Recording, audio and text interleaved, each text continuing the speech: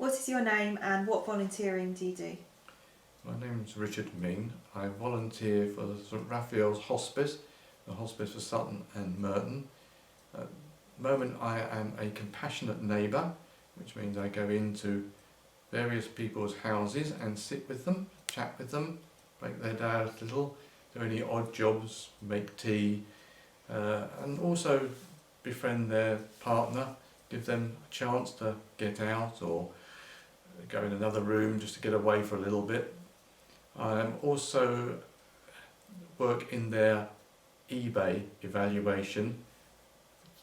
Donations that have come in that feel might be worth something but need to be looked into or researched a little.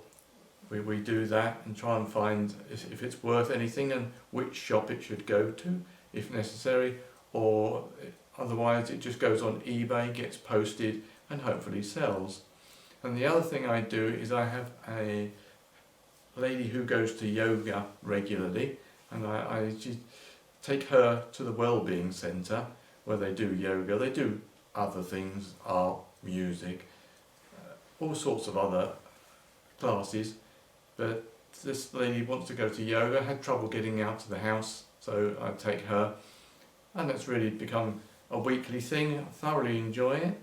I chat with her, she's a very chatty lady, and we have quite a laugh in the car, and then I end up doing the yoga. Not that I particularly wanted to do yoga, but it's probably good for me anyway. So what got you interested in the volunteering you do now?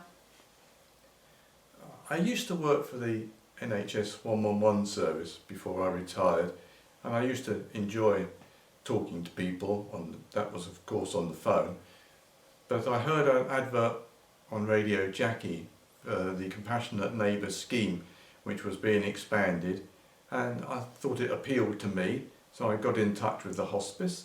They were very friendly and very helpful, explained it carefully what exactly was entailed, and then we went and met. We were put together with things that we had in common with the Compassionate Neighbour, and then I went to see them with somebody from the hospice, and we hit it off, and I've never really looked back. The first one I did, the lovely old gentleman who was very interesting, served in the army, and lots of interesting tales, funny tales. He was a good storyteller. I learnt a great deal of my history and social history as well. And his wife was also very friendly, but she was able to go out while I was doing that, so she got a little bit of a respite as well. And I thoroughly enjoyed it. I really look forward to it each time. Have you done any other volunteering in the past? I have. I am a supporter of Fulham Football Club. I've been a season ticket holder for many years, and I'm also ambulant disabled, which means I don't walk very far, unable to walk very far.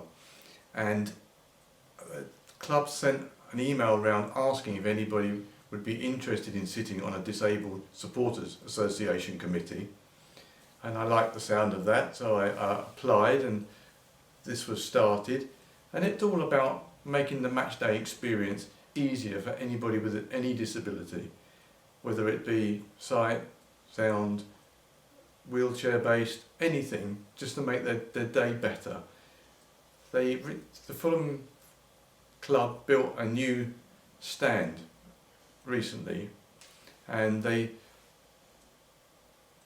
brought architects in to the meetings just so we could add our viewpoint where the wheelchair spaces were going, the disabled toilets, the walkways were clear, and we pointed out various things, and to the merit of the club, they actually took our word and actually made architects alter some of those plans so that everybody's match day experience, as I say, is much better because of it, and it's very worthwhile. And at the end of that, although I still do it, I did enjoy it, so that's why I decided when I retired I would do a little bit more volunteering. What would you say to someone interested in volunteering? Just pick up the phone. just ring up and say, I'm interested in volunteering. There are so many different things that they do. They have all the shops, they have the eBay, they have the Wellbeing Centre, where they do the classes, and there's always something going on. They're very good with their educational work and helping and supporting the volunteers. Anytime anything crops up that you're not sure of, you just pick up the phone, they always answer straight away, help you, and if they can't, they'll find somebody who can. And it's just very fulfilling, knowing you're doing a little bit to help somebody, make their day a little brighter.